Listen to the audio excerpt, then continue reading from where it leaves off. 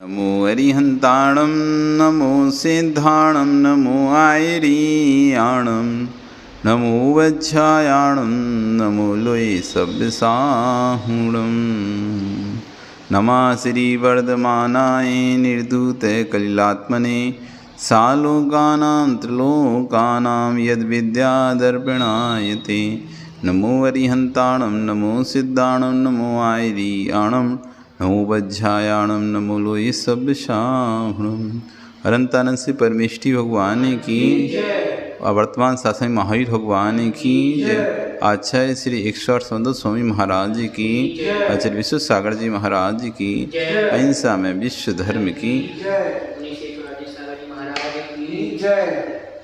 आज यहाँ पर हम पुनः 53 क्रियाओं में से 11 क्रियाओं का वर्णन कर चुके हैं। जन्म तक की क्रिया का, जन्म के 1 वर्ष तक क्रिया का कि जन्मदिन कैसे मनाया जाता है, कैसे मनाना चाहिए।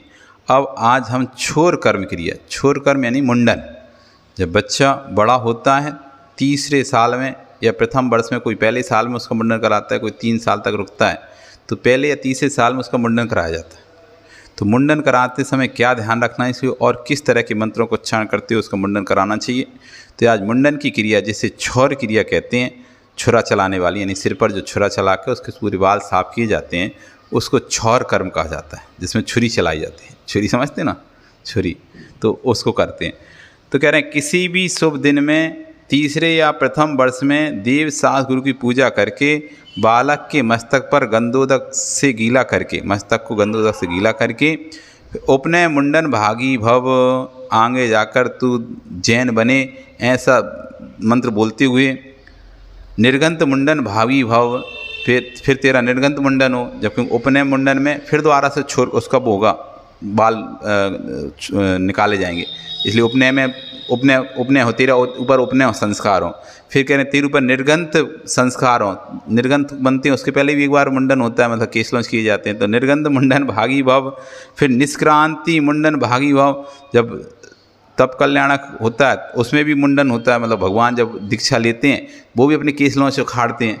तो इसलिए कह रहे हैं कि तो तीर्थंकर बने तो तेरा निष्क्रांति नहीं, तप कल्याणक बने, ऐसे तप कल्याण मुंडन भावी भव।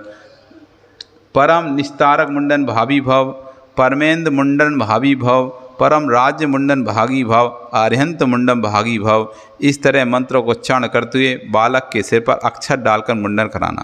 कौन कौन से मंत्रों का?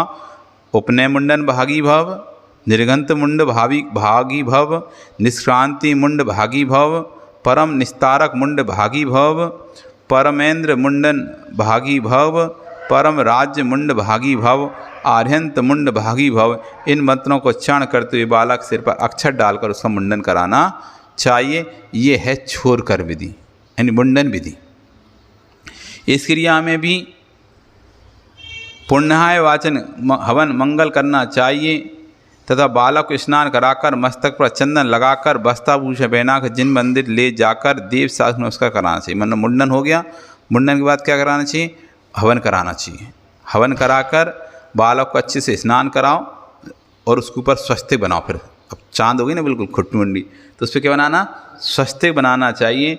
चंदन, उसके मस्तक पर चंदन लगाना चाहिए और नए वस्त्र उसे पहनाना चाहिए। वस्त्र आभूषण पहनाकर जिन मंदिर में लेकर आओ और भगवान के सामने और गुरु के सामने उसको नमस्कार कराओ।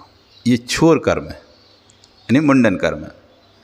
अब इसके बाद जब वो 5 वर्ष का होता है तो 5 वर्ष अपन स्कूल पढ़ने भेजते हैं ना, उसके स्कूल पढ़ने भेजते हैं तो शिक्षा, जिससे कहते हैं लिपि संख्यान, लिपि संस्कार विधि। लिपि यानी सीखने वाला, लिखने वाला संस्कार उसमें दिया जाता है कि अब तुम आ लिखोगे। सबसे पहले आ लिखना सिखाया जाता है, या अब इंग्लिश में क्या होता है, ए लिखना सिखाया जाता है। तो उसके लिए क्या करना पड़ता है? तो कह रहे हैं 5वें वर्ष में देव पूजा करके, यानी भगवान की पूजा करा कर उस बालक से, बालक को अध्यापक के समीप पर लेकर जाएं। अध्यापक जिससे पढ़ाई कराना, उस अध्यापक के पास लेके जाएं। शब्द पारगा, और उसके ऊपर, बालक के ऊपर शब्द पारगामी भव, तू शब्दों को जानने वाला हो। फिर अर्थ पारगामी भव, तू अर्थों को जानने वाला हो। शब्दार्थ पारगामी भव, शब्द अर्थ दोनों को जानने वाला हो। इस तरह मंत्रों को उच्चारण करते हुए हाथ से अक्षर लिखवाना चाहिए फिर उससे, ऐसे मंत्र बोलते पहले तो भगवान के दर्शन कराओ, गुरुओं का आशीर्वाद दिलाओ उसे, फिर जिस गुरु से उसे पढ़ाना है उस गुरु के पास लेके जाओ और उनके साथ उसको 3 संस्कार कि शब्द पारगामी भव, अर्थ पारगामी भव, शब्द अर्थ दोनों का पारगामी भव। तो शब्द को भी जाने, अर्थ को भी जाने और शब्द अर्थ दोनों को जाने, ऐसा संस्कार करके उसके हाथ से ओम नमः सिद्धेभ्य लिखवाना चाहिए। ओम नमः सिद्धेभ्य सबसे पहले अक्षर लिखना चाहिए। तो बच्चे से जब लिखने वो उसको स्कूल भेजें, सबसे पहले उसके हाथ से कुछ लिखाएं। तो आ आम का नहीं लिखाएं, ए एप्पल का नहीं लिखाएं, ओम नमः सिद्धेभ्य पंचप्रविष्टि वाचक है ओम, उसको नमः नमस्कार हो, और सिद्धेभ्य सिद्धों को मेरा नमस्कार हो। इस तरह ओम नमः सिद्धेभ्य, ये इसे पहले बोलते हैं ओना मासी धम, ओम नमः सिद्धम, ओम नमः सिद्धम, ओना मासी धम, शॉर्ट साउंड में ओ ना मासी धम, ओम नमः सिद्धम, ओम नमः सिद्धम, ये लिखाना चाहिए। फिर इसके बाद आती है उपनयन की क्रिया।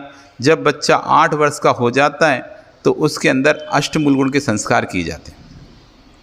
जनेऊ पहनाया जाता है, उसको जनेऊ पहनाया जाता है, अष्टमूल के संस्कार किए जाते हैं, उसे कहते हैं उपनयन की क्रिया। उसमें भी उसका मुंडन कराया जाता है, मुंडन करा के उसके ऊपर संस्कार किए जाते हैं, स्वस्तिक बनाया जाता है, और उसके आज से तुम अष्टमूल गुण के धारी हो। अब तुम पूर्ण रूप से सम्यत के पात्र हो चुके हो, तुम आहार देने के पात्र हो सकते हो, भगवान के अभिषेक करने के पात्र हो चुके हो, मुनि दीक्षा लेने के पात्र हो चुके हो। ये 8 वर्ष में ही होता है। मुनि दीक्षा लेने के पात्र हो, साधु को आहार देने के पात्र हैं, भगवान की पूजा भक्ति आदि करने अभिषेक करने के पात्र 8 वर्ष में हो जाता है। अब स्वयं का विवेक बुद्धि उसका जागृत हो जाता है, उसे कहते हैं उपनयन की क्रिया। तो कैसे करना चाहिए उपनयन की क्रिया? जन्म के 8वें वर्ष में जिनेंद्र भगवान की पूजा करके पर निस्तारक लिंग भावी भव, परमर्षि लिंग भावी भव, परमेंद्र लिंग भावी भव, परम राज्य लिंग भागी भव, परम आर्यंत लिंग भागी भव, परम निर्माण लिंग भागी भव। इन मंत्रों द्वारा बालक का संस्कार करके निर्विकार बालक के कमर में श्वेत वस्त्र पहनाकर, पहनाते ना धोती, सफ़ेद वस्त्र पहना दिए कमर में, ऐसे पहनाकर 3 लड़ी का मौजी बंधन, 3 लड़ी वाला जनेऊ, मौजी बंधन बोलते नहीं जनेऊ को, और गणधर देव के कथित व्रतों का चिन्ह स्वरूप, जो कि कैसा है वो गणधर देव के व्रतों का चिन्ह स्वरूप है, स्वरूप तथा मंत्रों से पवित्र अज्ञोपवीत धारण कराना चाहिए।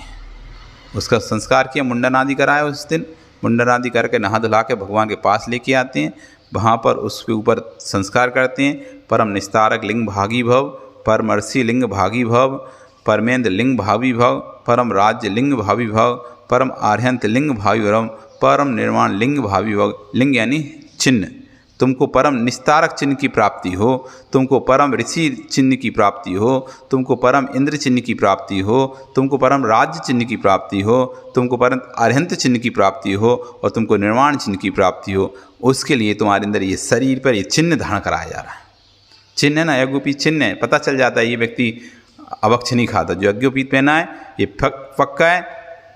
किसी भी संप्रदाय में जो यज्ञोपवीत पहना जाता है तो उसको मांस मदिरा अवक्ष आदि का त्याग रहता है। ये उस यज्ञोपवीत चिन्ह बताता है। ये हाँ, ये शुद्धता का प्रतीक बताता है चिन्ह कि ये व्यक्ति कोई भी संप्रदाय में जो जनेऊ पहनता है मतलब अवक्ष वाला त्यागी है, रात्रि भोजन का त्यागी है, मांस मदिरा का त्यागी है, अष्टमूल को प्रणाम करने वाला है। इसलिए यज्ञोपवीत दिखाते, देखो यज्ञोपवीत है हमारा। तो ब्राह्मणों में यज्ञोपवीत देते हैं, जैनों में यज्ञोपवीत पहनते हैं, बंगाली में ही पहनते हैं, सब में यज्ञोपवीत पहनते हैं। जो अपने आप के आचरण को शुद्ध रखना चाहता है वो यज्ञोपवीत पहन लेता है। तो कह रहे हैं इन मंत्रों के द्वारा बालक का संस्कार करके निर्कार वाक्कर्म में सफ़ेद वस्त्र पहनाकर, धोती पहनाकर, उस पर 3 लड़ी का मौजी बंधन गणधर देव द्वारा कथित 12 चिन्हों के स्वरूप रूप, जो किसका है 12 चिन्हों का प्रतीक, 12 वस्त्रों का प्रतीक है, ऐसा यज्ञोपवीत धारण कराना चाहिए। इस क्रिया में पूजन हवन आदि करना चाहिए। फिर उसके बाद करा के मंदिर में पूजन हवन करना चाहिए।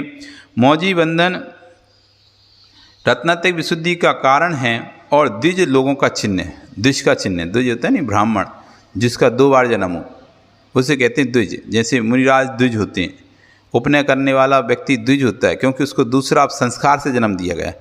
अभी तो माँ ने जन्म दिया था उस बच्चे को, अब 8 वर्ष बाद उसका संस्कार से जन्म हो रहा है। कि अब तुम्हारे अंदर जैन कुल के संस्कार डाले जा रहे हैं। अवक्ष त्याग, रात्रि विजन त्याग, अष्टमूल गुणों का पालन, तुम भगवान बनने के संस्कार के लिए तुम्हें दोबारा से अब तुम्हारा सही जन्म है। अभी तक तो तुम तिरंज का जन्म जी रहे थे बिना संस्कार के, लेकिन अब तुम संस्कार से अब मनुष्य का जन्म जी, इसलिए द्विज हो जाता है वो, योगी भी ध्यान करता है। श्वेत धोती उसकी जांग का चिन्ह है, श्वेत धोती पहनता है, बढ़िया। और श्वेत धोती ये सूचित करती है कि अरिहंत भगवान का कुल पवित्र है और विशाल है, इसलिए उसको श्वेत वस्त्र पहनाया जाता है। वक्ष स्थल का में चिन्ह 7 लड़कियों का गूथा हुआ यज्ञ परम 7 स्थान का प्रतीक है। मस्तक का मुंडन, मन वचन काय का मुंडक है। और जो 3 लड़ियों को 3 रत्नत्रय का प्रतीक चिन्ह है, और कोई 7 लड़ी का पहनता है तो सत्य परम स्थान का प्रतीक है। और जो मुंडन है, जो मुंडन कराया गया, ये मन वचन काय का, नहीं मन से, वचन से, काय से तुम बुरे भावों को त्याग कर रहे हो, उसके लिए तुम्हारा मुंडन करा गया। इस तरह यहाँ पर उपनयन की क्रिया आज 3 क्रिया होंगी। आगे हम आगे क्रिया फिर समझेंगे और क्या क्या क्रियाएं आगे होती हैं। 53 क्रियाओं में आज हमने 14 क्रियाओं को कर लिया है। बोलिए भगवान महावीर स्वामी की।